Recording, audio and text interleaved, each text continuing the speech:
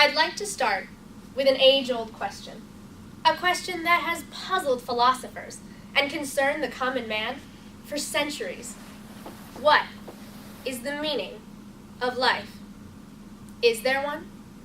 If you lean to what evolutionists say, that the universe, Earth, our lives, are all just random chance, then I personally see very little meaning. A dark, purposeless existence, devoid of any higher standard. Certainly then there is no point in living morally or ethically. Therefore I choose to believe in a life wherein I am expected to live by a different set of rules. For without moral expectations, my life, and any actions in it, are meaningless.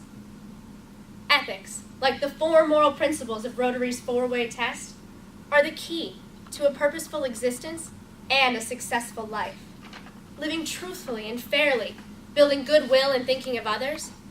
Therefore, ethics are of the utmost importance to my future. The question is how to live ethically. It's a challenge to speak truthfully and act honestly all the time. So why do we bother with Rotary's first ethical rule? Well, truth builds trust, which is a key component to life.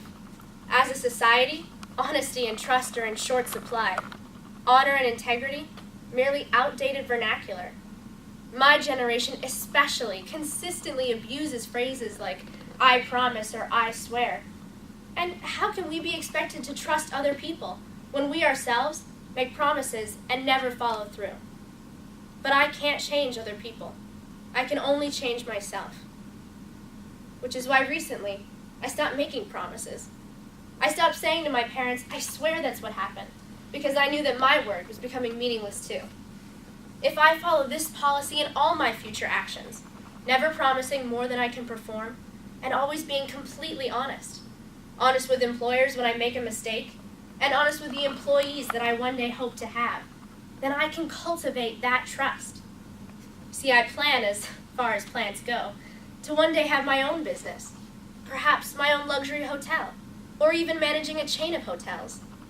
Either way, I desire my employees and customers to trust me to treat them honestly and fairly. But what is fair? It's a fairly relative term, I'd say. Besides being Rotary's second test, fairness is freedom from bias, dishonesty, and injustice. Really, to me, fairness means more compromise and less selfishness. I can't have everything I want my way.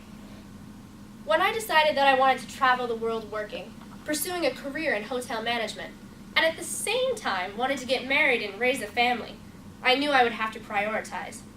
Growing up, I moved 12 different times, and although I never really minded, I saw what it did to my little sister. She was heartbroken. Would it be fair to raise a family in the crazy hectic schedule of takeoffs, landings, taxi cabs, and hotels? Granted, it would be very fair to me, but would it be fair to my children, who need a secure and stable environment to grow up in? Would it be fair to my husband to ask him to move constantly in possible conflict with his career? No, it wouldn't. Family and travel don't comfortably coexist, so I have to compromise for their sake. I know now that if I do have a family, it'll be later, after I've settled down.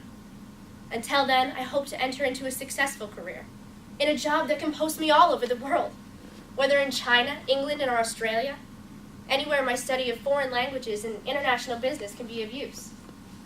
In all this, of course, I must remember that financial success isn't really what's important.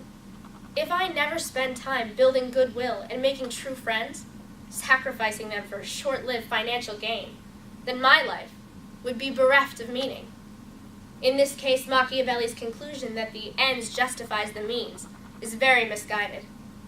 On my deathbed, no amount of riches and no number of awards will matter. However, the people gathered there will. By living truthfully and righteously, fairly, you build true friendships, whether from business or from family. Friends who will stand by you because they know that your intentions are honorable. Friends who will remember you fondly when you are gone. At my funeral, my friends will be living testament to my accomplishments. You cannot take anything with you when you die. So instead, I hope to leave behind goodwill as evidence of an ethical life. Finally, Rotary's fourth ethical test asks, who are we really living for? Ourselves or others? If I live my life for myself, then all I can ever accomplish is satisfying my own needs, the needs of 1 in the mere 7 billion people on this planet. There is no reward, no real satisfaction in that. If I live my life for others, well, that's something to think about. Changing other lives? There's the reward.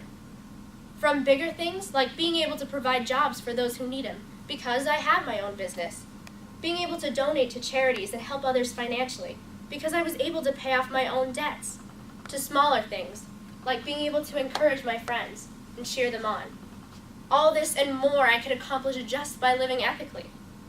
In my life, I hope to live up to Rotary's 4-way test because I know that ethically is the right way to live, the only way to live.